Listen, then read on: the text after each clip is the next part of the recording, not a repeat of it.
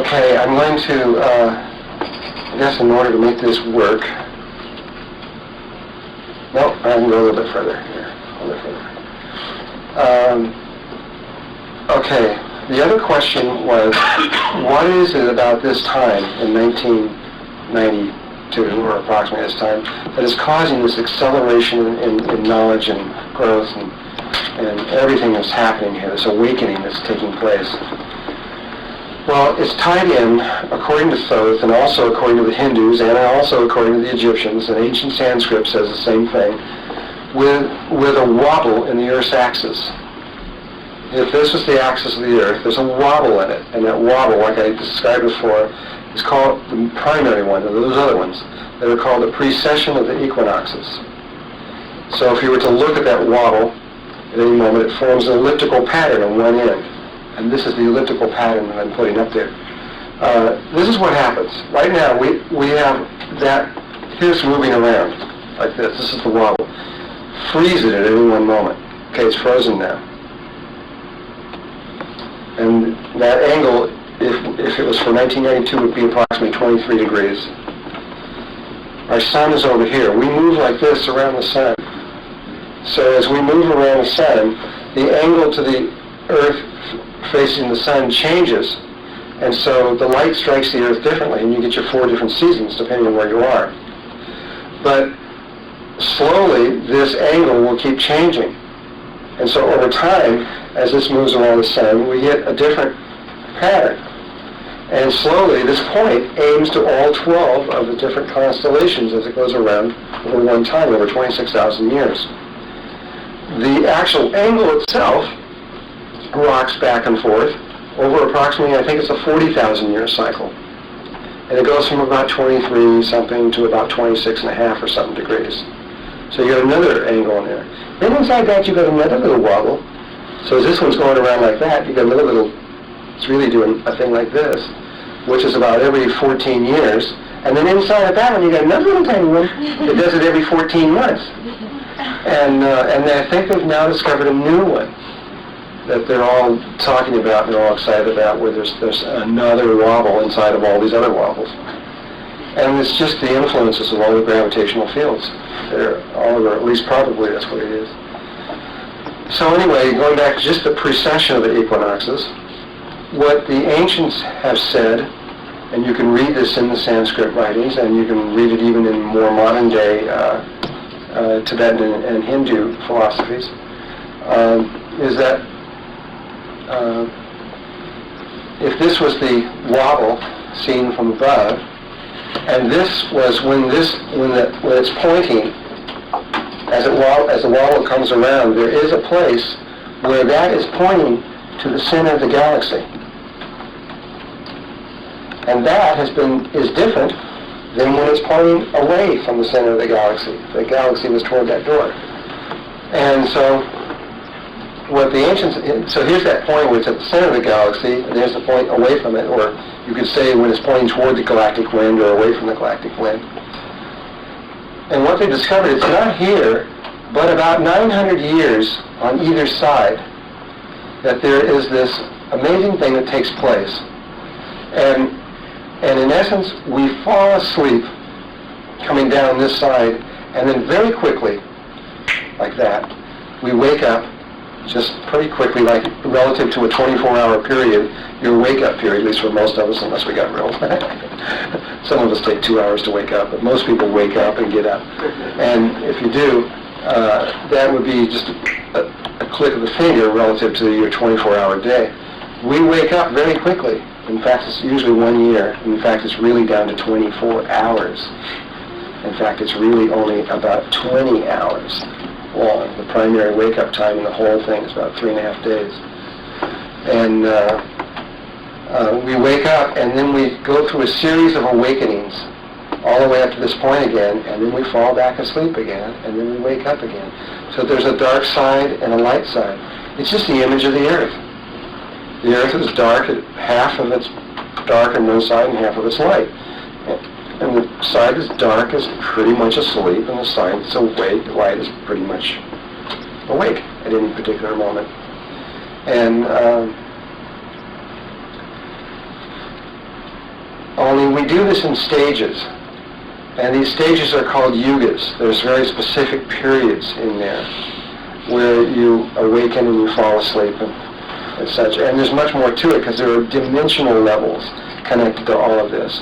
We have always assumed that time is linear and in the past of the Earth, and it isn't been linear at all. And there's been, and without truly understanding the nature of time and the nature of the dimensions and what is happening there, to try to date something is just ridiculous. It has nothing to do with anything at all. But we do it anyway. So, and to be clear here, right at this moment, in 1990, 1991, 1992, we're sitting right there in the orbit. We're sitting right on that place between being asleep and waking up. We're sitting right at sunrise. And it was the male that kept us alive and protected us into the darkness. It's now been shifted to the female, and the female will take us back into the light. And again, the male will protect us back into the darkness. Now, this is not a static circle repeating itself like a phonograph record. This is a piece of a helix. So every time we fall asleep, and when we wake up a little bit more and hopefully don't fall quite asleep. We wake up a little bit more each time, repeating this. Only thing is that last time, we're here right now. When we come back to just here, just 13,000 years ago, a little less than that right there, something happened that when we fell asleep, we went more than asleep, we went unconscious. I mean, we got a big blow on the top of the head. Something dramatically happened, which I'm going to describe in just a little bit. It actually started about 16,000 years ago. The result had happened here, and I'm going to spend a lot of time explaining what happened. When you know this image here, and you apply it to the history of the Earth, and you look at the archaeology and what happened over all those things, it'll make perfect sense. Without understanding this, you cannot understand archaeology. Cannot possibly understand why the Egyptian culture, which started right about in here, would come out in full bloom in its greatest glory and then go downhill. Why the Sumerians went downhill, the Babylonians went downhill, the Akkadians went downhill. Always the oldest part, always being the clearest, most intelligent, most awake part of the culture, and systematically going worse and worse and worse and worse and worse and worse until they just died out. And it's because they were falling more and more and more and more asleep. And this is the most asleep time. This is called the Kali Yuga.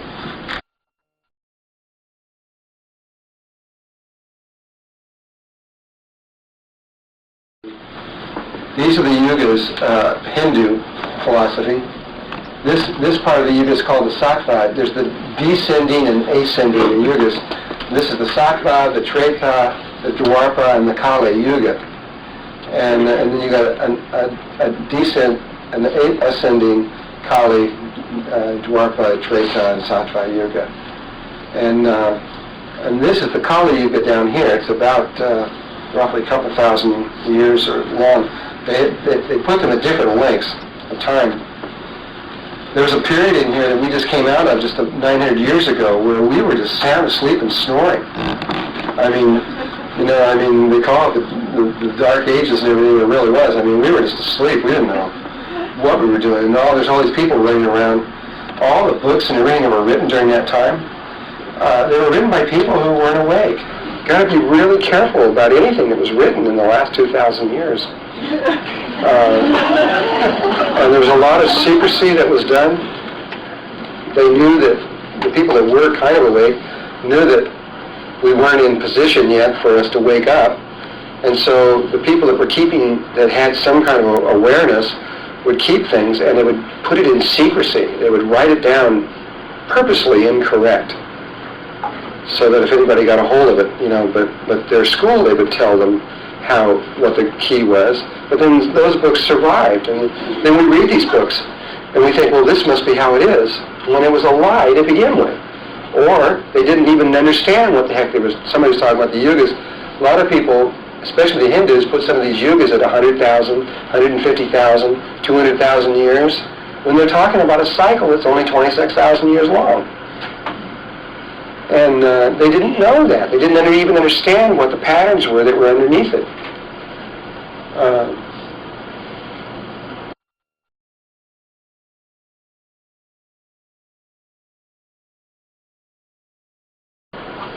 There was some Hindus that knew what they were talking about. One of them was Sri Yukteswar, who was Yogananda's guru.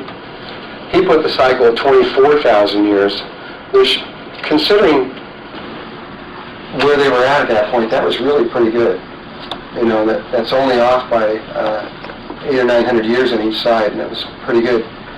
But look, there's one thing I want you to notice about this one. Here he has the Yugas on the outside. Here's the nearest point to the galaxy, the distance point. He's got his put right here, only this was done in the late 1800s, so we're not exactly in place yet.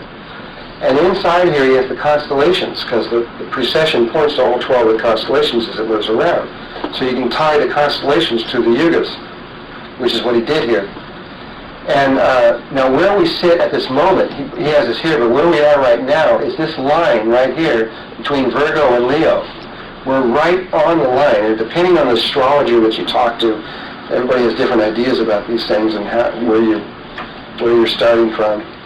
But many of them see us right in between, physically, we're talking about physically, right in between Virgo and Leo. Some see us in the third eye of the Virgin, which is where that's placed right in the middle between them. And but that's physically in the orbit.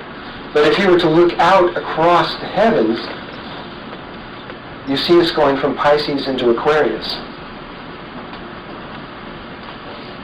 So we're moving from we're right on that line between Pisces and Aquarius. We're about to move into the new age of Aquarius. That's not just a song; it's literally the truth. And but this Virgo Leo is real interesting when we start looking at the Egyptian artifacts and the whole thing, and you look at the Sphinx, which was half virgin and half lion. And when you see that there is one of these calendars in the sand from the air, 3 miles in diameter, marking all this stuff on the ground invisibly, but clearly. And when you calculate all that back and you put all the things, we're going to do this a little bit later, and where are the Sphinx physically sitting on there, right in between Virgo and Leo. And the Sphinx originally was a female, though many people think now it's a male, because for a while they changed it and they put a beard on it. If the beard fell off, but they changed the outer rim of the face to look more like a male, but originally, according to all the ancient writings, that was a female and a lion. So,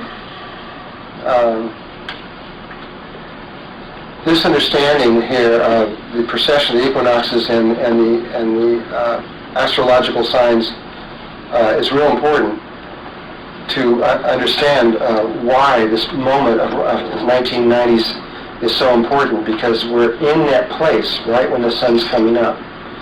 And you can read about it in the ancient Sanskrit, how they describe each of the yugas, what happens to us normally as we fall asleep and wake up in each one of these things.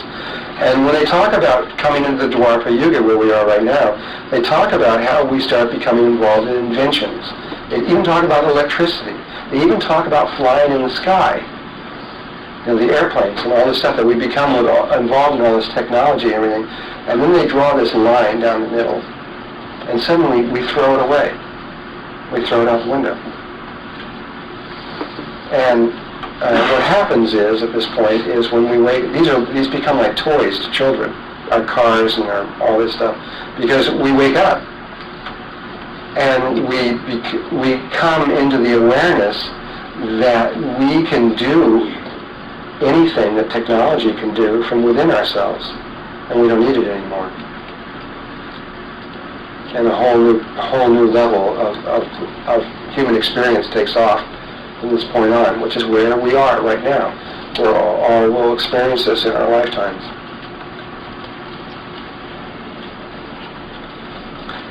Okay, I think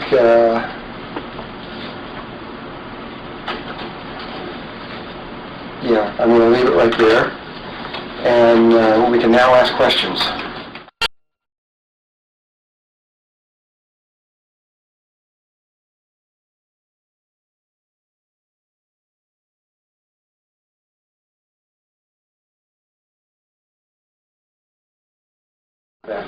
Okay. On the progression of the equinoxes, what is the reason that we have to keep going through the going to sleep period? I mean, I know that we have to go through that. Why do you go to sleep at night? I guess to reconnect with that other part of the part. It seems to be part of us that we need to like when we're reaching out into something into the unknown. It's like we could stay there for a while. We can get to this highest point, and part of us feels like we need to go back and rest and recuperate and then climb the mountain again and keep going up. And so we do it in this spiral. Even the informational spiral that creates your bodies and everything is a helical pattern, the DNA and the RNA. And so this circular pattern seems to be something that we desire to do. Now, maybe we don't have to do it that way. Maybe we can just go right up there. I don't know. Actually, that's what I was asking, was whether at this point, given the shift that's occurred, do we still need to repeat that? Well, normally, you keep repeating that 100 million times just to go around the galaxy one time, just to get a basic pattern of what it's all about. And which is, a long time. But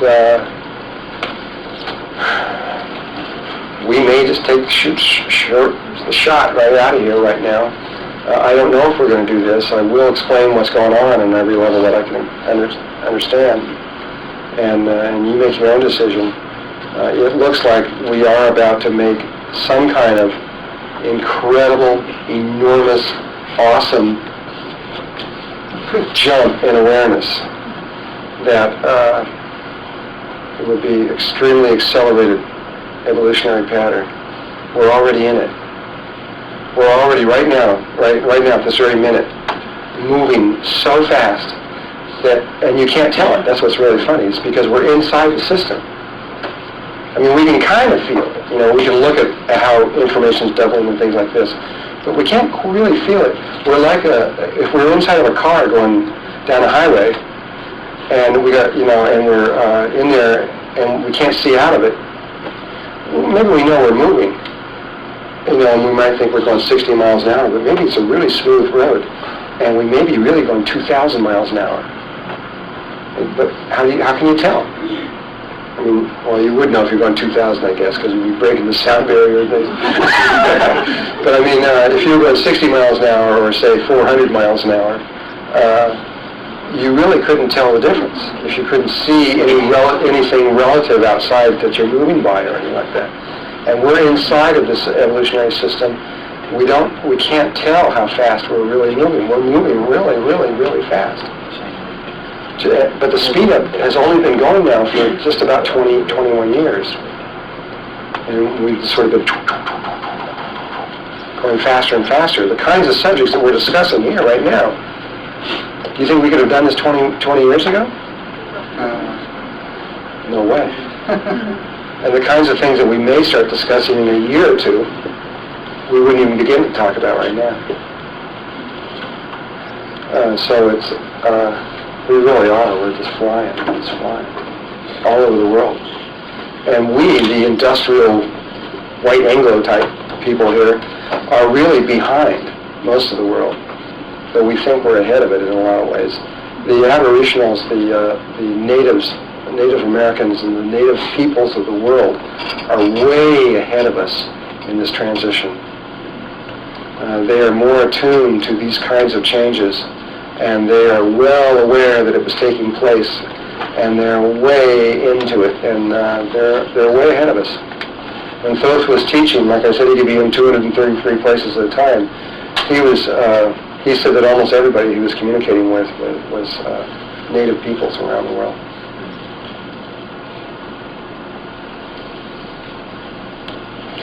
Any other questions? Yes, there's a prophecy around about how, 97 or whatnot, none of our electrical equipment is going to work, but it sounds like that's backwards. It's that we're not going to need it to work. Is that it? Oh, 97? Yeah. Who So said that that? everything's going to be in something about electromagnetic flow, that it's going to be, this is part of scattering stuff. Well, there's a lot of prophecies like that. And I'll give my 2 cents on that too, but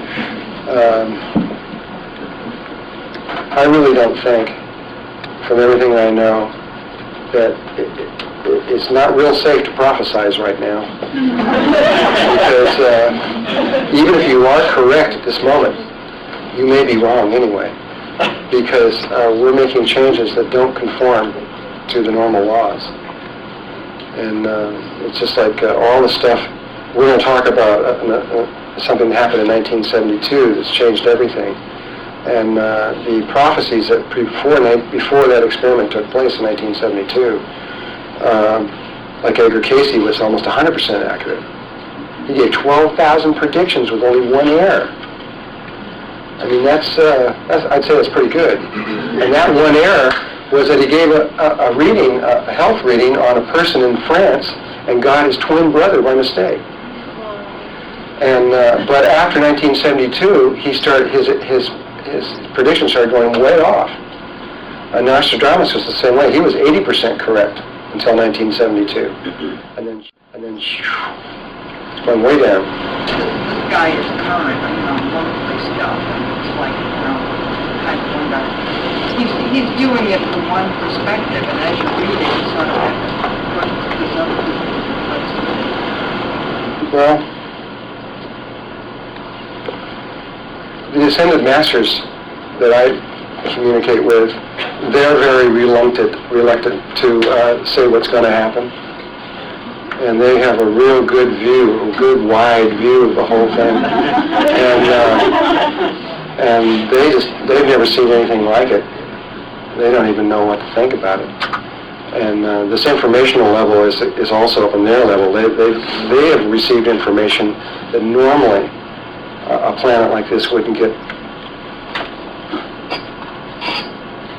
Probably 100 million years down the line somewhere, and they're acting on it successfully. We're making. I mean, I don't know. I mean, all I can tell you I will tell you what normally happens in these kind of things, which we'll get into later, and I know that there are certain things that will happen. Like the poles are going to shift, but it does not have to be this violent change. That, in fact, I'm not so sure it's going to be violent at all. I don't think we're going to have any warning at all, or very little. The kinds of things that normally happen, the kinds of things, maybe it will, but I don't think so. I'll tell you everything I know about that when the time is right. But when you use the word soon, there really isn't any time. Well, we do have an outer limit on all of this. We're going to hit that wall in the year 2012. Late in that year. By January 2013, we can't be here anymore. And so that is our outer limit of time. And the original predictions, which I'm going to talk about when they started the Christ consciousness geomancy of the planet, which was done about 13,000 years ago, the original calculations were that we would be completed with this by the winter of 1998. But those don't mean anything anymore. And we're in place right now as of this minute. The transition could take place tonight, could take place. We could have no more than a 5 or 6 hour warning. And I'll tell you, this is a warning that once you know what it is, there's no doubt once it starts taking place. And that may be all the time we have. It really depends a lot on the people of the world and how much love we have for each other, and what our dreams are, And we're in control right now. We're in a lot. We've eliminated most of the negative forces that have been controlling things. We've eliminated, at least temporarily, most of the extraterrestrial forces that have been controlling things. We have eliminated most of the governmental agencies that have been controlling things. And the people are in more power than they know, and that's part of the problem, is they don't know. They don't know that what they're thinking and feeling is literally creating the world at each moment right now. But I have to wait until we get a lot more information laid down before. That's going to make a lot of sense. I understood that the wall was between the 12th dimension and the 13th dimension, and you said that we have until the year 2012 before we hit that wall. We're going to hit the wall, yeah. So I thought we were going now into the 10th, 11th, and 12th octaves. That's correct. Of the 4th dimension. We're So where does going to make the first step is to get into this relative to what this very dense body that we're in right now. We're going to convert into energy, and we will still have atoms, just like we do now. Only there'll be fourth dimensional atoms. They'll be different than the atoms that we have here. They have a different configuration. But their atomic bondings are at phenomenal lengths rather than in close. And so we will convert most of the mass of this body into energy, and the atoms will be linked by tremendous distances. But when you look at your body, it'll look the same, except the colors coming off it will be different. It'll feel solid and everything. But if you were to walk through that wall, you just walk right through it. Like it's not even there. If your hand went like this, you'd go right through it, because you would be in a different density than this. And you wouldn't be visible in this room except to certain people. If somebody could tune to that level, then they could see you. If they couldn't tune to that, you would be invisible to them. And so, what was the... So that's the first step to the 10th, 11th, and 12th. Oh, well, the thing is we're going to... the 10th and 11th, 12th overtone is sort of a transition place between having a physical body and having no body. Go into very specific body forms that God has created that would be considered light bodies compared to what we are now. They have physical form and shape, and they have brains and all these kinds of things, but they are, like I said, almost pure energy. And we need to go into that step first. And we go through metamorphosis. We literally grow into these new kinds of bodies. We come out on the other side as a baby. And this is called a baby over there. And we grow from here very rapidly. What takes 21 years or so for us to become an adult here takes about 2 years there. And experientially, not talking about actual time ratios, experientially about 2 years will go by and you will go through a very rapid metamorphosis into something that's going to look very different, though very similar to this. And you're going to see the pictures of what we're going to go into over there. And but then once we get in there and we become an adult there, we're going to rapidly move from there, out of there, into the fifth dimension, leave all physical form, and then slingshot from there through a whole series of dimensional levels, which is beyond my imagination how that's going to be. And that's the part that the Ascended Masters are guessing about. No, they're guessing at just about everything.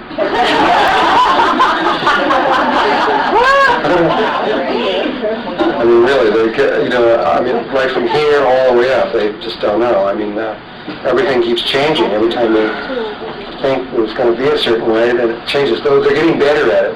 They're beginning to understand. See, they were thrown off by the speed.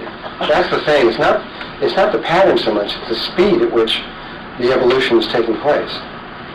So if we were thrown, if we were able to slingshot all the way to, let's say, the 12th dimension, would that disallow or perhaps obviate the need for the precession of the equinoxes as far as our participation in falling asleep and waking up? We're going to be out of this level of earthly consciousness or awareness very quickly.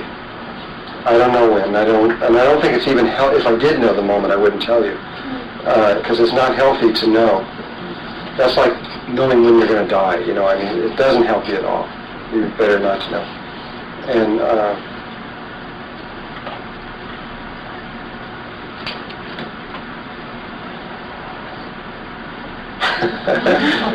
what was the question again?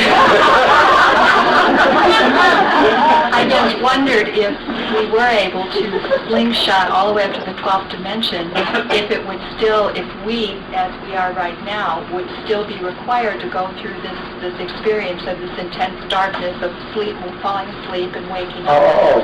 Well, like I said, we're going to be out of earthly consciousness, all the parameters and everything that are in here. We're going to still be in Earth, but we're going to first go to the fourth dimensional level. Experientially, there's almost no connection at all. Almost none, except that there are bodies, but they're real different, and the experience is totally different. And I will describe all this stuff.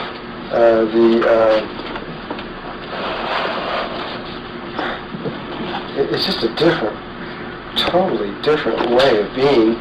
And we're not going to stay there very long. We're going to move into something that is really, really, really different. And you know, we're not even going to stay there very long. So all we can really talk about is this one step of just kind of moving from here over to this next step where we still have bodies, but they're... I have another question to try to clarify about the Yugas. And is that an entirely different thing? This is a historical thing that we go through these cycles of waking up and falling asleep, right? Now this has been going on forever. And in this dimension it's been going on forever, and this change into the next dimension is something different, or? Well, the Earth has a three-dimensional aspect. We do shift as we come to this place. We normally what happens, what's been happening, the level that we were at, is when we reach this place right here at the nearest point, and we were coming over here to let's see, if we were physically where we are right now, between here, at that place, that would be the place where we were at our highest level of consciousness that we could attain, and then we were reaching about the 12th overtime of the 6th dimension, and then we would drop down. But where we would drop down to is to Christ consciousness, to one of the overtones of the 4th dimension. That's as low as we would get. And so when you say we were asleep, we were like really awake compared to where we are now. And then when we come to the waking place up, we would go into the 5th dimension and begin this light process back up again. And so our sleep period was vastly more expanded than what now. But something caused us to fall way down, to literally go unconscious. So you're saying that whatever happened 16,000 years ago is why this cycle is different? Yeah, we have a different cycle in here than anyone before. Well, also, Solera, yeah. She said something about the helixes of the thing you described about the Sirius and the way that moves in a helix, and that somehow it's going to cross over into another orbit or something, and that's why this is a big change. We are going to change orbits. That we're going to cross into the next, we're going to actually go into a closer orbit. Square dance out of it or something. Though none of that's going to make any difference because we're not going to really be here anyway, so it's not going to really make a big difference. At least I don't think so. And when they set up the whole system and turned it on through the big switches and got the whole thing going, they had this incredible static running through the systems. And when they tried to locate where it was, they looked through their systems and they looked into the earth and looked everywhere else. But then when they pointed up to the heavens, they said, "Oh no, it's coming from everywhere," and it is literally everywhere. And the reason it's 7.2, you can communicate that from a quantum mechanic point of view. Now, let me just say one more thing here. I'm going to get sometimes maybe speaking over some of your heads. Don't worry about it. Just watch this stuff like a movie. Take in what you can take in, and don't worry that you're not getting something, because you're getting whatever you need. And so I'm talking to a lot of people on a lot of different levels, and just get what you can, and what you can, it's okay.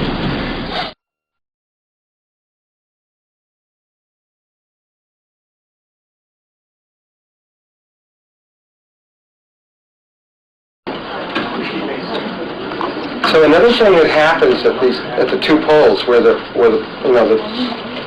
two places on the precession of the equinoxes, is that there tends to be a shifting of the poles of the axis of the Earth. Now, it was Edgar Cayce who first brought this to our attention by his predictions, and of course, when he first brought that up in the predictions, the belief at that time was that the poles never shifted, except for maybe 100 million years or something. It was something that just like never. They figured it was sort of fixed forever kind of thing, and that never took place. And it was probably people who evolved in the ARE that began to do research to see what the truth of the matter was, and they discovered that the poles had shifted a mere 10,000 BC, 10,500 BC, and which is, when you look at when that is, that's 12,500 years ago, which is right back under the, approximately very close to the time where we were exactly right on the other side of on the other point on the other side. The way they did that was they knew that there would be a lot of volcanic action at the time. They went to old volcano fields.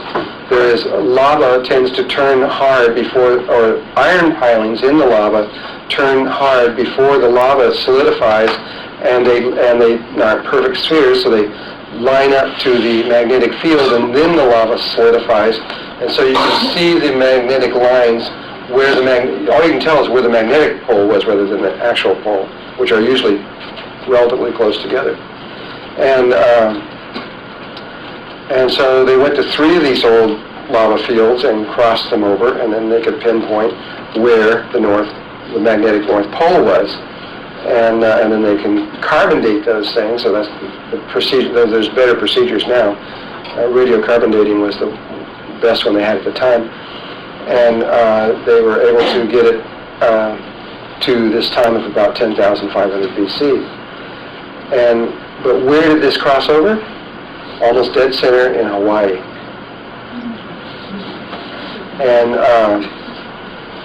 And then they did it one more time and found that the poles had shifted one more time back, which is where we are right now. And I don't remember where they had found it at that time. And when they found that it had happened twice in a row in one cycle, then they made a serious study, and they went into using a different system, they went into the ocean floors and began to take these 6-inch, 11-foot-long core samples out of the floor of the ocean, and they could read the sediment in there, and began to discover that the poles have shifted millions of times.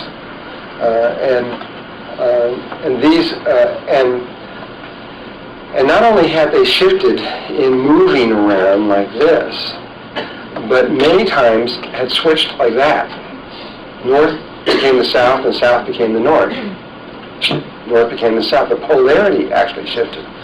And this is out of the Geographical Society of America, where they have gone back for hundreds of millions of years and discovered, this is the oldest time here, that for a long time the North Pole remained the North Pole.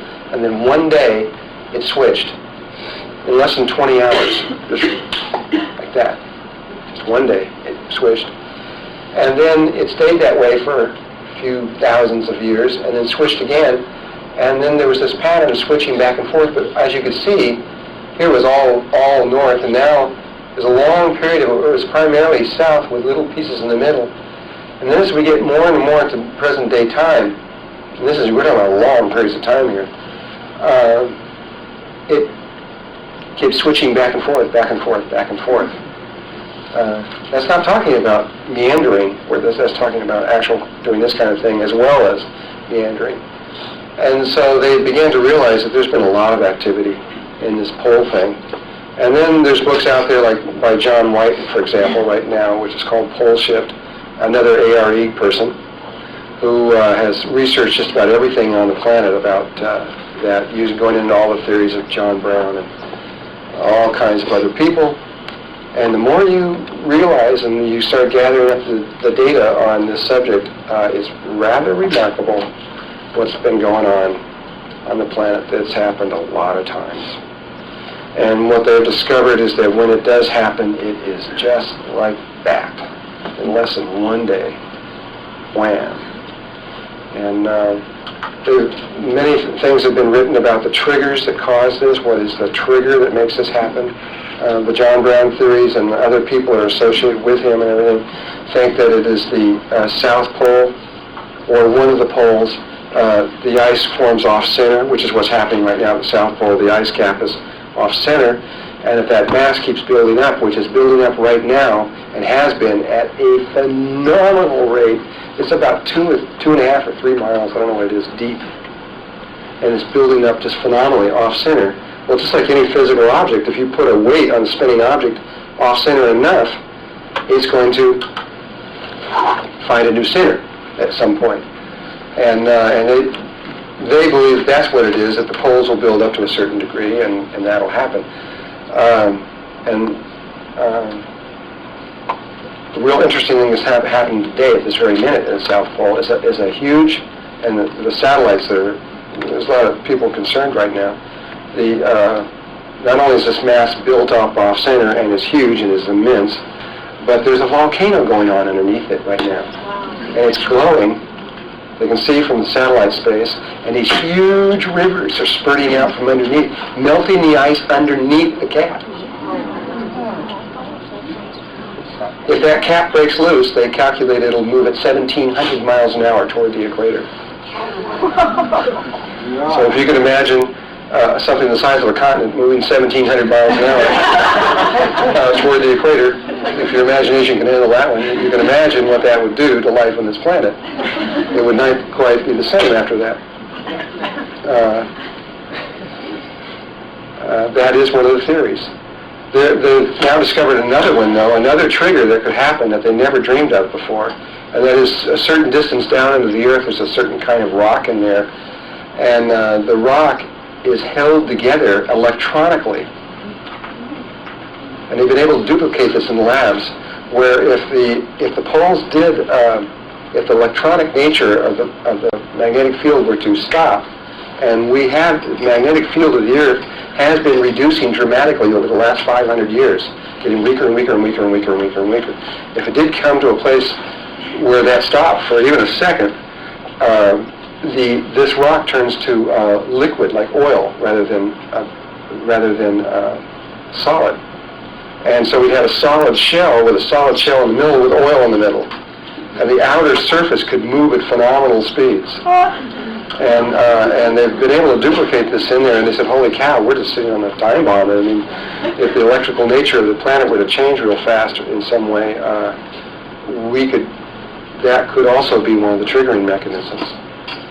And so it's real interesting. And you can see where there are huge depressions in the Earth, like in Hudson Bay, and there's some serious other places where they believe that one of the poles was there with this big ice cap that pushed the pressure of the Earth in, because this ice is heavy.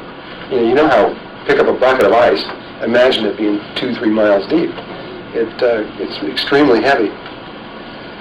And in just a moment, we're going to look at the John Hamaker theories of the greenhouse effect, and you can see how that also affects other things in us.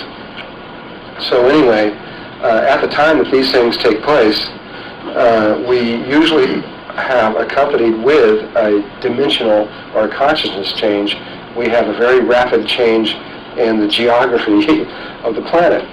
And these changes, to show you how fast they are, when you go up into Siberia and you look into what happened in the very, very last one, it's been carbon dated to 113,000 years ago, you find animals and trees and humans and all these things ripped apart, torn and thrown and slammed together, and then frozen at some unbelievable speed. They don't know. They've got all these theories on how this could possibly take place, which are pretty exciting. Where these gases go up in the air and come back down at amazing winds at hundreds of miles an hour, 500, 600, 700 miles an hour, and freeze things up all real fast. A lot of it they don't really know. They're guessing, you know. But all they know is they look at the evidence, and here's the stuff. They found bison that are tropical animals with tropical food in their stomachs and in their mouths, and were walking around in a very hot place, about 120 or 30 above ground, and then frozen solid right in their tracks, you know. And there are 212 different kinds of ice structure. As you get colder and colder and colder, the ice patterns will compact into deeper and deeper freezing patterns. And of course, the quicker and the deeper you can get something frozen, the longer it's going to last. This bison meat is still edible 13,000 years later. You can eat it. It's still good. People have done it. I ate 13,000-year-old bison.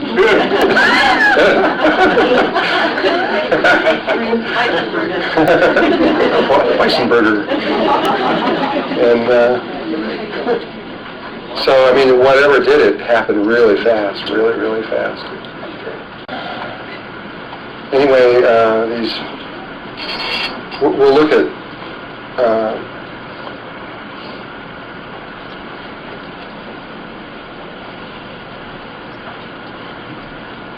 I don't know what I was going to say about it.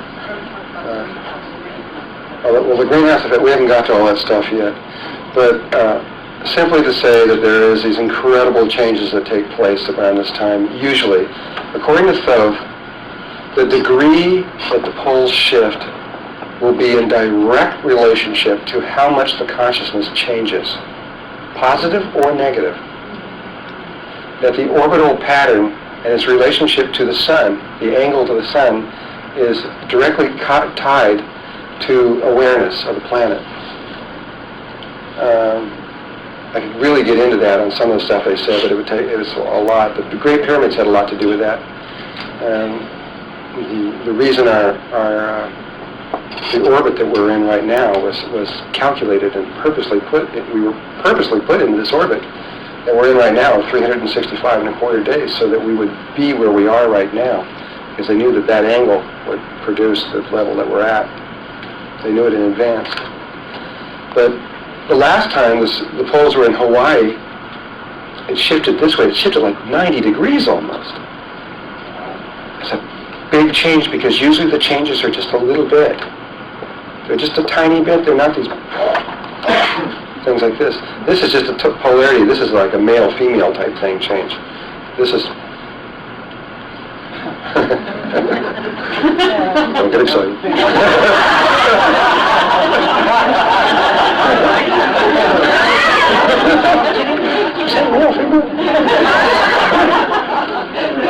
So it's just usually they're just a little tiny bit. But this last one was a lot. But it wasn't a positive change. It was a fall. We dropped. It was the great fall that's referred to even in the Bible. We fell down, down, down, down to where we are now. So that's one of the aspects of what's going on now.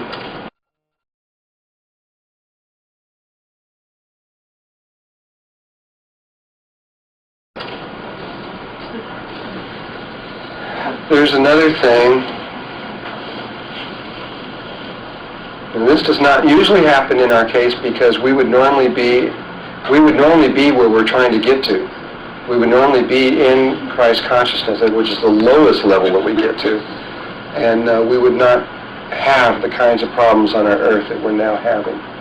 However, because we fell and we had to move back up, and we're in this disharmonic consciousness that we're in,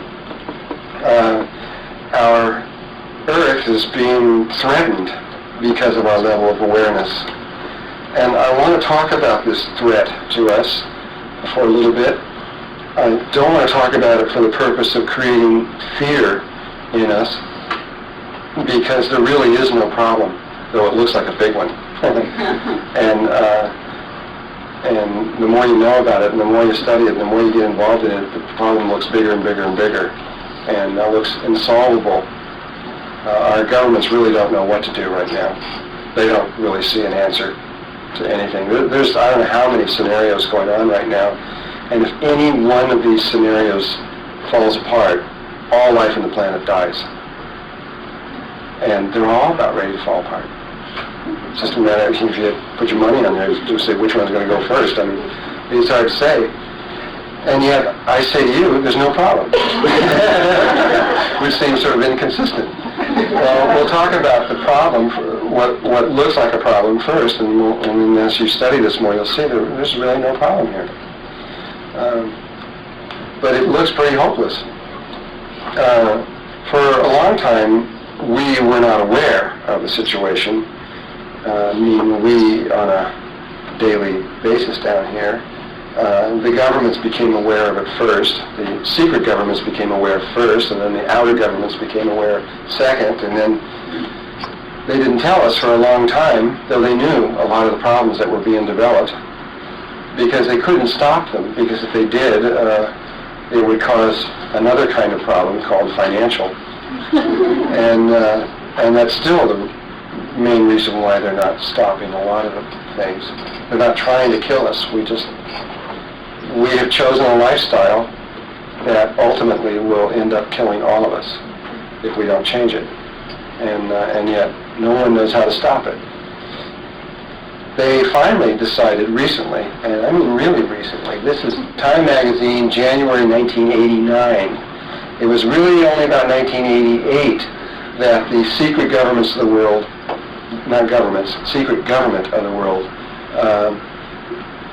elected to allow the information that was of the problem to go out, and only because of an enlightening process that took part on their part. Because they thought, as I'll explain later, the secret government thought that they had it made and didn't really care what happened to us, and now they find out that they are intimately tied to us no matter what they do. And so their attitudes changed dramatically. But these things I'm throwing out like this, I will come back and clarify more later. But so in 1988, they began to allow the information of the problem, the big environmental problem, to come out. You know, the hippies in the 60s were talking about it, and everybody just, nah, those guys don't know what they're talking about. And in the 70s, they kept talking about it, and everybody says no. It didn't take them. It took 20 years before it was finally allowed to be released. And when the governments finally said, okay, do it, they couldn't just, everybody would just quit their jobs and go screaming through the streets. So they had to tell you little bits at a time. And they've been telling you little bits at a time, slowly letting you know the truth about your situation. And we are like a cancer patient that has a month left, and we're now being told that we've got a month left. Only they're first telling us, oh, you got a few years, and then we're going to keep cutting it down in time, less and less. I'm not saying we have a month left on Earth here. I mean, as an analogy. I got to be real careful what I say. I realize that people take things literally sometimes.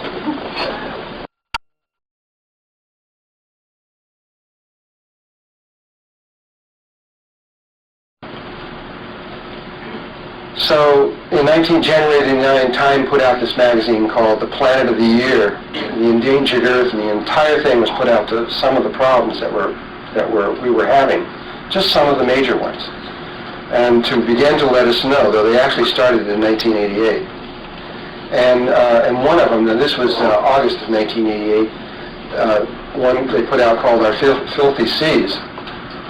And I'm going to just talk about a few of the different levels. And so one of them is the oceans. And to begin with, there was a book written by Jacques Cousteau. You all know who he is, right?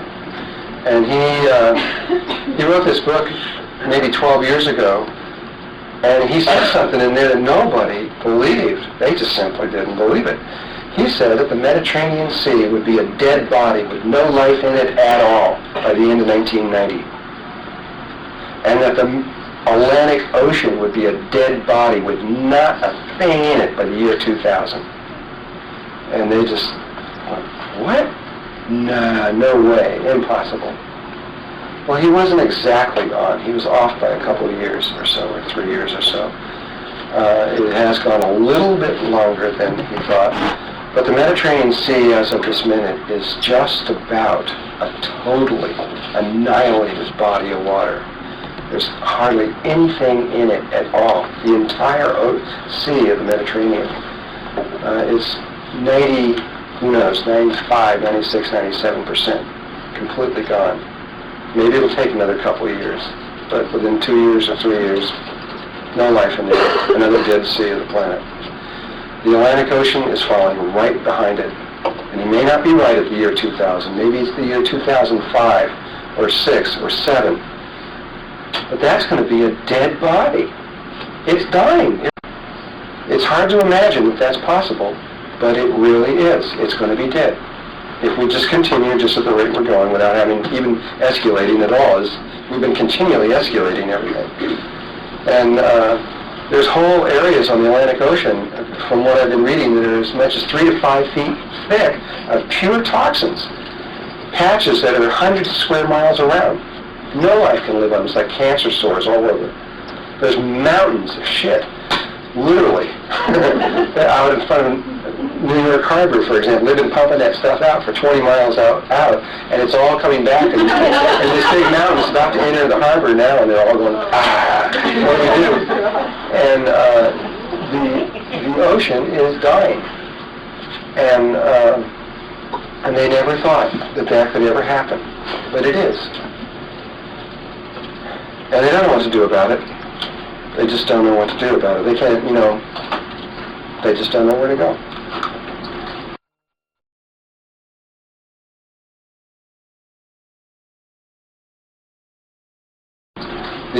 This is the Pacific Ocean, which he did not talk about, which is a much bigger body of water and would probably take much longer for it to do. But the same signs, the beginning signs that were happening in the Atlantic a long time ago, are happening there. These red tides are sweeping throughout the Pacific, and nothing can live in or under that. That takes all the oxygen out, so when a fish swims in there's no oxygen in the water and they die, and it's just a sign of a polluted planet. And it's pretty horrible what's happening to watch this take place to Mother Earth, but it's going on. And these oil wrecks that keep happening, they just keep right on going, but we just keep right on sending them. We're not going to stop our cars. We're totally addicted to this technology. We can't stop. And we'll go right to the end, right to the very end, until we all drop dead, and we'll be in our cars dropping dead.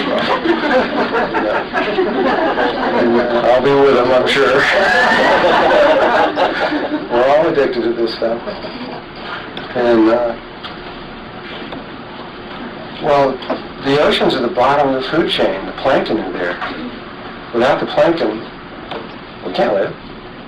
We can go maybe a few more years, but it's all over. We can't live without our oceans.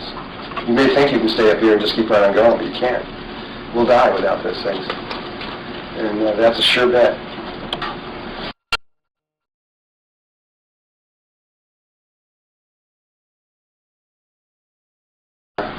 There's a lot of other problems. That's only just one of them. This is a satellite photograph of the South Pole. And this is the ozone hole right in here. It's an old photograph, actually. It's one of the first ones that came out. And we didn't know the hole was there because of a software glitch in the way we designed the software in the computers that were analyzing this. But when we finally did figure out it was there, and found out that it was chlorine monoxide, which was the final end product and the key, the chemical companies who were creating the CFCs that we figured were destroying this, of course they all said, well, we're not doing it. This is a natural phenomenon. This naturally takes place. You guys have just discovered it. So they had the entire world cooperated. This is the first time in the history of the planet. The entire world of every single country on the planet cooperated on a single project, and that was to check this out. It took them 2 years of high altitude flights to see what the levels of chlorine monoxide were.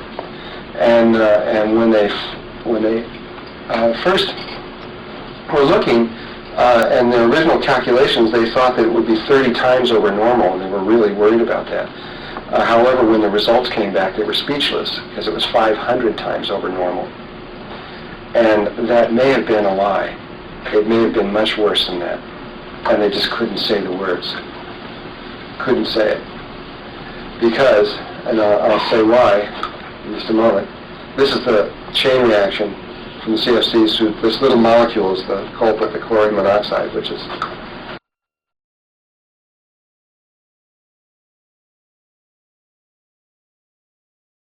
this is just last year. This is what's been going. This is what the EPA does here. They can't tell you the truth directly. You can understand if you were in their position. And so they tell you that they'll let out, oh, it's worse than we thought. It's 10 times worse. I mean, that's in one statement, and a few months later, oh, it's worse than we thought. It's 10 times worse. You got to keep adding these 10 times up each time, you know. Keeps getting up. Here's this one, for example. The fatality rate will be 21 times what the EPA had earlier forecast. 2 weeks later, oh, I don't have that slide anymore, I forgot. 2 weeks later, they came up and they said a little thing. Their earlier forecast of 3 weeks either, it's double that. Well, that went from 21 times to 42 times. That's an enormous jump. And in words, it just kind of goes right over us. And they can just keep right on doing it. Who knows what the real situation is? We now know that there's a hole in the North Pole, there's one at the South Pole, that the rest of the thing is Swiss cheese. There was two people who, and I don't remember their names, and I'm going to have to get people to calculate, to figure out who these guys were.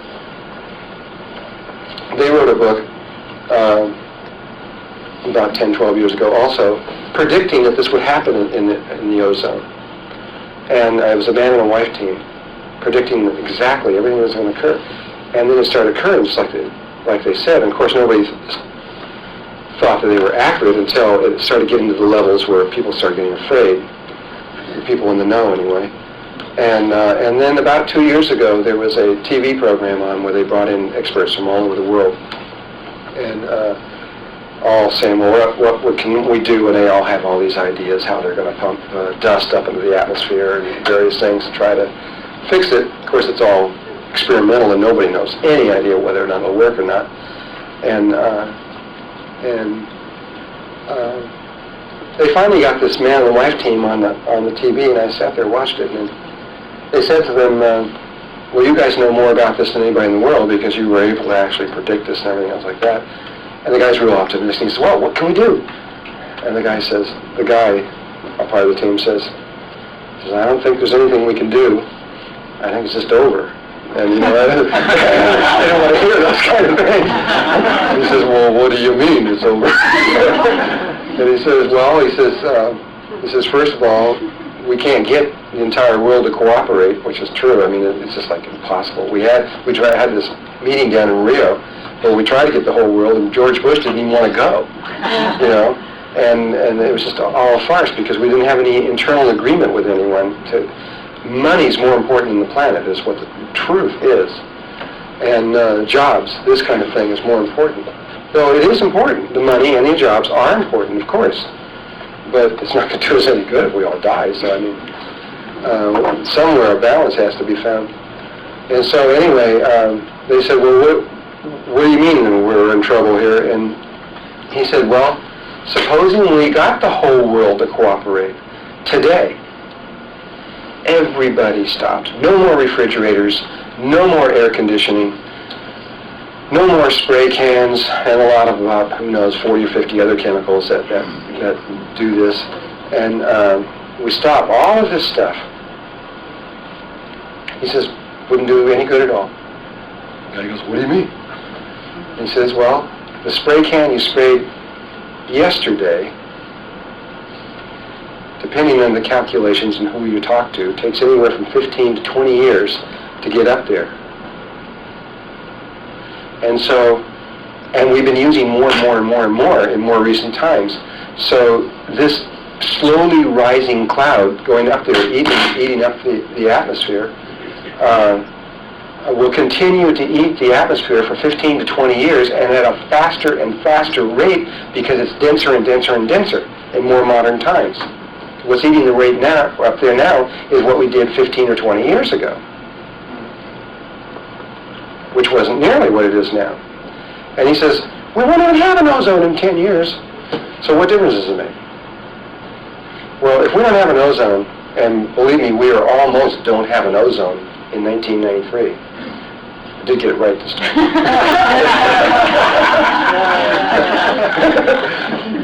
If we don't have an ozone, we're going to have real problems. They're very serious problems.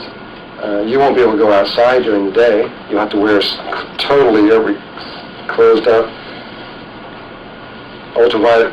You can't have any light hitting your skin at all if you went outside. I mean, not even a little crack anywhere, because you would very rapidly develop skin cancer.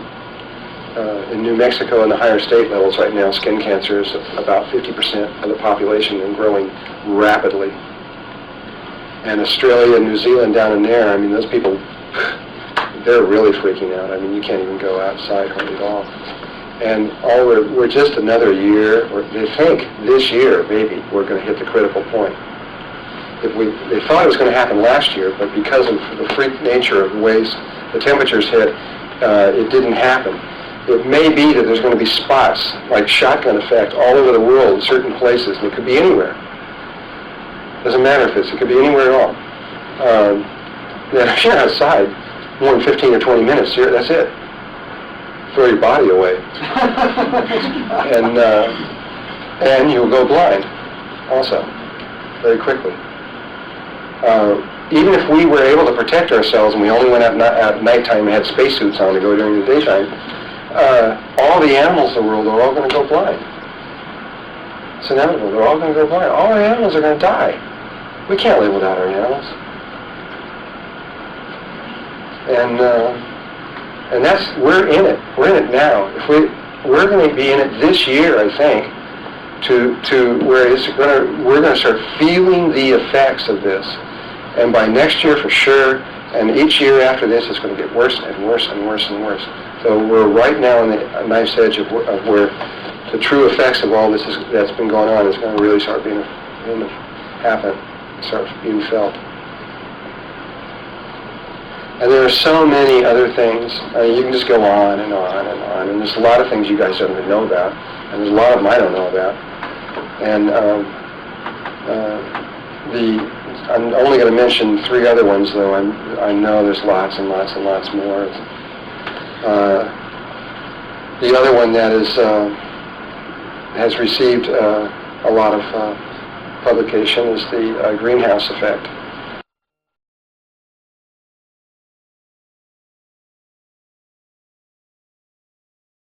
And the greenhouse effect is a very, very scary situation if you know the totality of what's going on with it. When George Bush took office in his first time there,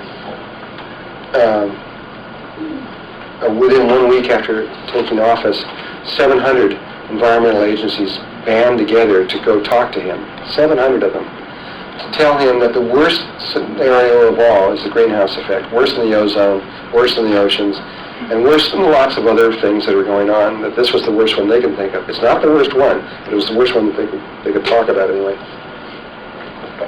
And they said that if we don't stop the greenhouse effect, that we're basically all going to die. And this is when Gorbachev wanted to set up satellite stations to monitor all of the environmental problems and everything, and they were all starting to talk about all this stuff, and then they just let it go again. They just dropped the ball and kept going for the jobs rather than for the environment. And but if you carefully read and study the greenhouse effect and what it means to you, you will definitely rather have the greenhouse effect go away than lose your job, because this heating up is not going to keep heating up. I believe, I have studied this pretty carefully, and so a lot of the people that I've worked with. Just look at the John Hamaker theories, and there's videos made on this, and study the evidence that he presents. And it's pretty powerful evidence. He's shown that you can go to lake beds and take samples out of the lake bed floors, and you can see, first of all, one thing undeniable. Ice ages have been moving in a sine wave effect over the Earth forever. They can look at the pollen count, that there are layers where there's pollen, and then there's long layers in these ancient lake beds where there's no pollen, no life, and then pollen, and then no life, and then pollen, and then no life, and that the time periods are that there's 90,000 years of ice on the Earth, followed by 10,000 years of warmth, followed by 90,000 years of ice, followed by 10,000 years of warmth. And until what he was able to distinguish from that was that the length of time, they couldn't distinguish for some reason until about a few weeks ago, the length of time that it took to go from the cold to the hot. They suspected, when he was making the theories, they didn't know, and they thought that that was a slow process. But they did know that the time that it goes from hot to cold, which is where we're at, that they were able to calculate very carefully from the data of these things, was 20 years long. The time it went from normal, warm, everyday life to solid ice, 50 below zero average on the planet, and ice building up rapidly from anywhere from a mile to 2 miles on the surface of the Earth above certain equators and certain places on the Earth, was 20 years long. And the John Hamaker people who have been studying this for a long time believe we are now about 16 years, 17 years into that 20-year cycle. They think it'll hit in the next 3 or 4 years. If it happens, what they say, the whole cycle is simply this. The whole thing ties then to one word: minerals. You wouldn't think minerals have anything to do with any of this stuff. But it depends on where you want. It's a cycle. It keeps repeating itself. So it depends on where you want to start in the cycle. Let's start in the part where the ice ages are receding. And so you've got total cloud cover over the entire planet. It's 50 below zero everywhere, or colder. But slowly, after 90,000 years, it starts warming up and the ice starts receding. This 1, 2, 3 mile thick ice thing, as it recedes, obviously crushes up all the rock that's underneath there and turns it into these little 3 and 4 micron size pieces of rock, which are called minerals, which get blown around the world with the winds and things that are going on. And so the Earth gets mineralized. And as it keeps warming up, the mineralization and the warmth, eventually the plant growth starts catching on, and it really takes off, which starts pulling 1 acre of average trees has 50,000 tons of carbon dioxide in it. So it starts pulling this back out of the air, and the faster the plant growth grows, the shield is lifted until finally the ice really starts going away, and everything is watered, and you have a situation where we're back into the normal situation where we are now. And then about 10,000 years down the line, the minerals run out. Just like if this plant, if you just keep watering it and watering it and watering it and watering it, and you don't put any minerals back in there, eventually it's going to die, because there's no, you go for so long and then it'll just do it. Well, because the mineralization basically happened at the same time all over the planet, the whole planet goes at once. And when the minerals run out, all the trees all over the planet starts getting weak, which is now happening, and I'm talking about one little place. All over the globe, this is happening. All the trees are getting weak. All the trees are getting sick, and because they're getting sick, the fires are beginning to burn, and we have these incredible fires that are all over the planet right now. China has got huge areas that are burning, and India and places all over the world, these enormous fires are burning. And this is just a natural process, but we are adding to it with our automobiles and all these kinds of things. We are just throwing fire and gasoline on fire and keeping it going even faster. What they now just discovered, just in the last few weeks, in fact, it was just announced in Discovery Magazine of this month, they just found out the time that it goes from cold to hot is 1 to 3 days long. Which is an interesting little fact. They first thought it was thousands of years. Now they discovered it's 1 to 3 days from the time that it goes from cold to hot. They still have not figured out what the heck the trigger is that causes that. The data has just come in. They know for sure. They just don't know why yet. It's probably associated with pole shift.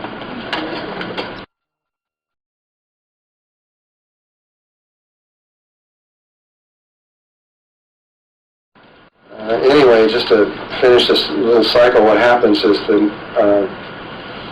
when the force gets weak and they start burning and the greenhouse effect starts happening, the oceans start warming up, and the ocean water around the equator starts getting very hot, which is just what happened last year. This spot here in the ocean above Australia in here is the hottest recorded temperature in the history of our Earth. 86 degrees. 86 degrees in the ocean water there. This is last year. This is from the NASA reports. And what happens is the waters heat up and these huge amounts of water get pulled up into the atmosphere, which then gets pulled by convection currents because you got hot middle and you got two frozen ends. The convection currents pull them over to the ends. And then all this water dumps on the two ends, the poles, and the poles build up faster. These incredible poles start building up, which they are. They're just building at this phenomenal rates right now, which crushes the Earth, which causes all these volcanoes to happen all over the planet, specifically at the 19.5 north and south latitudes, which we'll talk about later. And this is going on right now, like crazy. And then what happens is it just keeps going and keeps going and keeps going, and then one day, which they figure takes about 20 years of this process, the process of the water, the oceans heat up so much that the water's coming out so fast that the clouds just back over, and that's it. 90,000 years, sealed tight. What was suddenly getting warm goes to an average of 50 below zero, and you don't see the sky again for 90,000 years. And there are people who think we're just only a few years away from this, and they're serious. And so you can understand why they may be a little concerned about the greenhouse effect.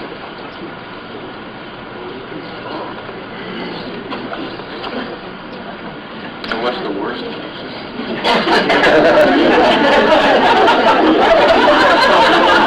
What's the worst?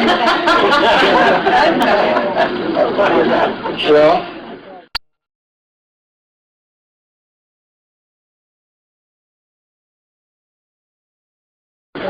okay, I'll tell you what the worst one is that I know of. This one's not out there, but this is the work of Adam Trombley, and Adam Trombley has discovered that after having a great deal of research in this, that atomic bombs have an effect on our planet that we probably didn't know about. I mean, we used to blow up atomic bombs and have people watch them, right? They'd become an X-ray thing, you know, and then they'd drop dead a few years later. And we didn't know, and we used to blow up bombs and have the clouds drift over some of our Nevada cities, and they're all dying and dead. We did a lot of things that were wrong and out of stupidity. And but we blew up 212 bombs above the surface until we got pressured to do something else, so we blew them underground, figured that's okay to blow them underground. It's not okay. It's the worst thing. It's better to blow them above ground than it is underground. According to Adam, what happens is when you blow an atomic bomb underground, the force of that gets shot into the Earth, and it ricochets inside the Earth, bouncing through the plates for over 30 days with incredible impact, moving through these things for a month, going through this stuff, until the Earth absorbs this huge impact on there. And you can do one of them or two of them or maybe 10 of them, but we've been doing these on a regular basis. I don't even know how many underground ones there have been. And so he wrote a paper recent past, a couple of years ago, suggesting that if this continues, not very many more, that certain phenomena are going to start taking place on the Earth, and they're all happening. He said the first place you're going to see is the Indian Ocean dropping by a remarkable amount. It just dropped 25 feet. The whole Indian Ocean just went up 25 feet. And there's places that you talked about how this was going to happen. And he believes that if we keep doing it, the Earth will just blow up. Just fall apart. Pieces everywhere. So that's the worst case scenario I could think of. And we were on when the Indian Ocean dropped and certain other things happened and it conformed exactly to what he said.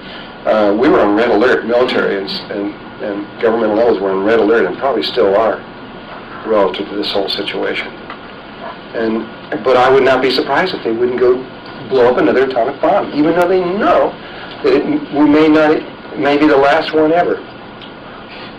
Because of some, I don't even think I want to even talk about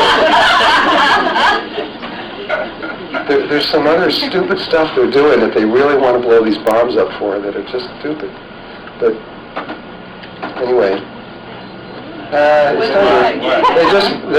there's something called the Flexion crystals, and something that was discovered in 1927. And the governments of the world want to complete this project, and it requires blowing up atomic bombs. And because whoever finishes the project will kind of control the Earth, because the technology will sit, and they've come so far along. They're almost there. It's what the crystal place in White Sands, New Mexico, that's being built right now. Is what the primary purpose of it. The Flexion crystals, if you take a piezoelectric quartz crystal and you shoot a protracted radio beam of a very specific frequency and wavelength down the C-axis of the crystal, it causes the ions of the crystal to begin to rotate. And when they hit a certain angle, the crystalline lattice structure breaks apart and the crystal disappears right before your eyes. And the crystalline atoms migrate into space and reform into a larger crystalline atom. And so you get this, a little, say a 2-inch crystal suddenly disappears and reforms a few minutes later 2,000% bigger. So it'd be 40 inches long, I guess that's what it is, instead of 2 inches. And well, that would be interesting if it was just that. But the other thing is that the crystal lifts off the ground. It levitates, and it levitates with. It will lift huge. A 2-inch crystal will lift 5,000 or 10,000 pounds off the ground. And it not only does it levitate and lift a huge amount of weight off the ground, but it moves in the force of the C-axis with tremendous speed and force. And so, obviously, if you could get those things together and control them, that would, in terms of what that means, in terms of space travel and everything else, would be pretty good stuff. But the one that they're mostly concerned with, even more than that, is that a Flexion crystal absorbs 100% of all energy that passes through it, and so and retains it in the lattice structure somehow. Nobody knows how. You can blow up an atomic bomb, and it'll absorb an atomic bomb and release it as electricity through many different kinds of means, even mechanical means, or release the bomb, striking the crystal. And so there's all kinds of purposes and reasons for that. I believe that that's what's going on, specifically since the Japanese have gone around systematically over the whole world and bought up all the piezoelectric crystals on the planet, just about. There aren't any left hardly anywhere. And you can't do it with synthetic piezoelectric. It has to be natural for some reason. And so, and I think that, and I know that the Russians, the United States, and Japanese were all working on this. And I think the Japanese have either figured it out, or are so close to figuring it out that they want to make sure they had the world's supply of it. So they bought it all. They've got it all over there. So I don't think, there's hardly anything left anywhere.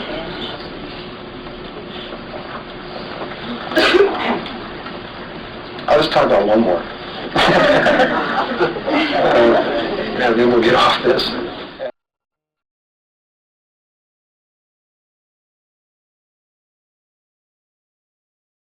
And that is AIDS.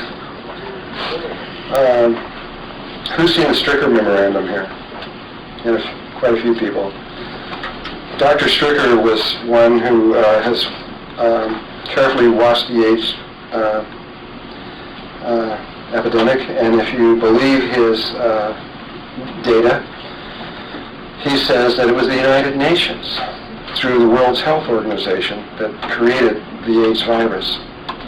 And the purpose and the reason that they did it would be a pretty obvious one, really. And what would you do if you were in their place? What if you were on the world body and you came to the realization that the world's population was going to double in 10 years? If the world's population doubles, we're all dead. We can barely handle it with what we got here right now. Imagine, if you can imagine all the cities and all the whole thing doubling in population and rapidly, they're all going to be kids. I mean, the only reason it's slowed down primarily is because of China, because China's realized this and had the wisdom to make a single, you can only have one baby in China, and that's it. And though it's caused a lot of weird stuff going on because they all want to have male babies, so they kill the girls and make sure they only have males, and so you got all these males going up with no females. It's really a weird situation. But it's a synthetic situation that's been developed here. But if they had not done that, we would be hitting this doubling process in about 7 years. As it stands now, I think we've got a little bit longer. But either way, no matter how you look at it, it's going to happen, and when it happens, it's all over. And then it's going to double again really quick after that, which would even definitely do us in. So the population itself would annihilate us all if we don't do something about it. We could not survive it. It would be all over. And so the United Nations, according through the Stricker memorandum, said that they had to do something, and so what they did was and he showed the actual United Nations document saying that they needed to reduce the world's population by 3/4. And let's reduce it, and we're talking about eliminating people. And so, according to Stricker, they took the virus from a sheep and this virus from a cow and blended them in a particular way to create the AIDS virus. But they already have the cure. But they'll wait until 3/4 of the population is dead, and then they'll say, "We just found the cure." And that's the game plan. And it was put into the hepatitis B injections, which were given primarily to the homosexuals, because they were the ones that had that particular problem. Whoever did that consciously tried to get to them, in the United States anyway. And so it appeared to be a homosexual disease, but in the rest of the world, it was not. Whoever tried to do it tried to get rid of the homosexuals and the blacks. This is pretty clear, because it started in Haiti and Africa and the homosexual community. And now,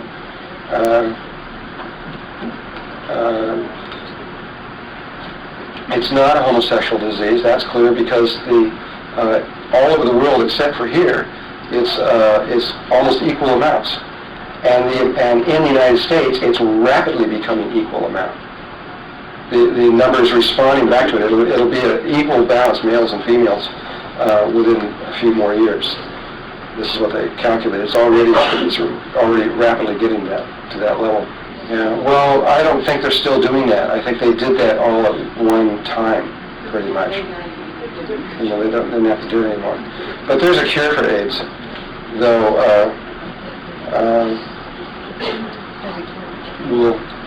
We'll just have to see. it's the same thing that what Stricker said at the very end of there was he understood. The answer lies in light. And it's the royal light frequencies, but not the ones that are published, because those are wrong and they cause cancer. And they were all purposely distorted. Whoever wrote the books and everything else like that, they did not tell you the truth. But if you can figure out what they are, and the answer lies in this geometry, relative to that, even on a scientific level. But what do we do, even if we find an answer? Then what do we do? What do we do about the population? So, I don't know. I just work here, you know. I don't have any answers for you guys. I don't know. It's an incredible situation.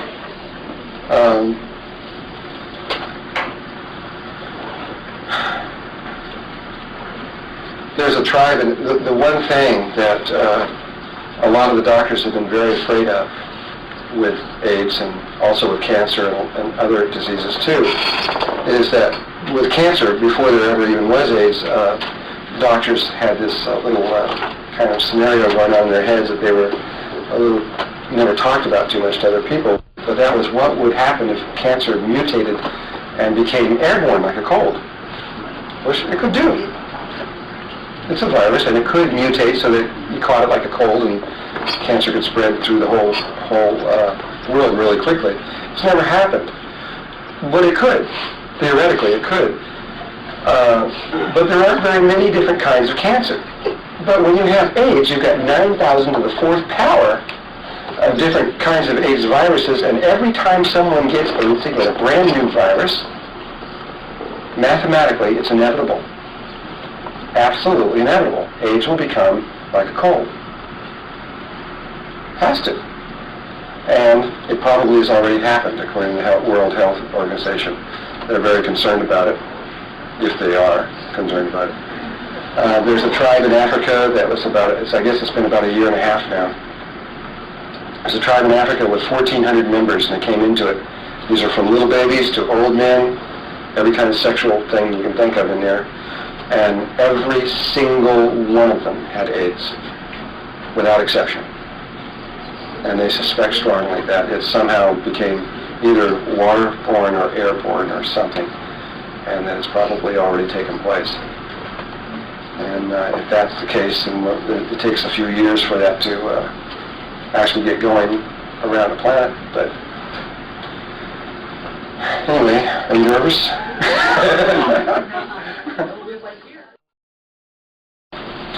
Okay, here we go again.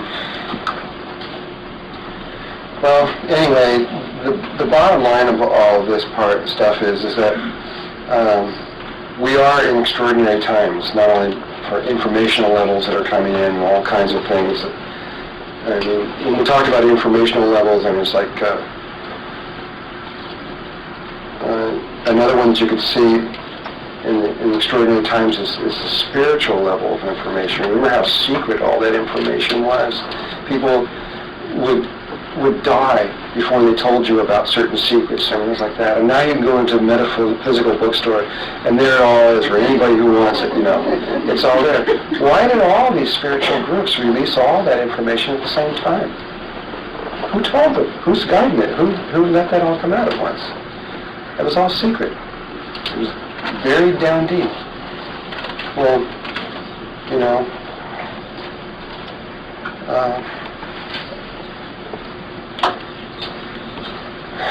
we're in a situation now where we're not in an ordinary, everyday life, and yet most of us are going on as though business as usual. And we do have to have a certain part of us that does that.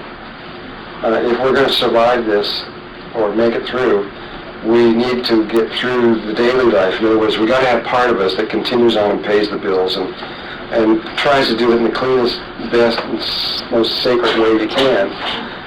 But on the other hand, to live only for that and for pleasure and to keep going at this point in the game is really, you're just wasting your time. If you think that you're going to get married and grow up and have kids, and they're going to grow up and go to college, and you know, and you're going to watch them grow and be, I mean, we're not going to be here. We ain't going to be here that long. I don't care which one of these scenarios take over eventually. We've got all kinds of things about ready to crash down on us. We're in the last days. I don't care how you want to look at this. Whether you want to look at the precession or any of these other subjects, we're in the final ends of this, and we need to, and yet this is a great gift to be here at this particular moment too, because we have the ability now to take this time to make certain changes within ourselves and to be able to make to make this transition out of this place into a place where that is clean and healthy and ready. The American Indians refer to it as going from the fourth to the fifth world. They call it the day of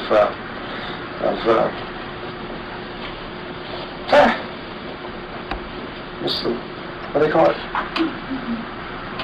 Are there any American Indians in here?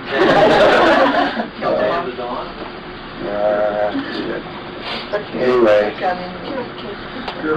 day of purification, right, that they speak about where we would go from the fourth to the fifth world. Now, there's no difference between their theories of the fourth and fifth world and the Melchizedek's ones, the third and the fourth dimension. They just count the great void as one, as the first world. We count it as zero, because we don't think it's anything. And but we're both referring to the same moment. They're all ready, boy. They're all psyched out. They're all across, all over the place. They're all preparing. They're all ready. They know exactly what to do. They know right where to go and right where their homes are and what to do and everything. And the rest of us are, the rest of us are just sitting here, out there, just going on as if nothing's going on. And we'll finally get to the place where they'll be announcing on TV, well, don't go outside anymore and things like this, and we'll just keep right on going. So nothing's happened. Take it for what you want, but this is the time that we're either going to do it or we're not. Because you're not going to stay here. Well, you may want to stay here, but we're not going to have this third dimensional planet to be able to play around in much longer. And if you don't believe me, check it out. Because the more you check it out, you'll realize that I'm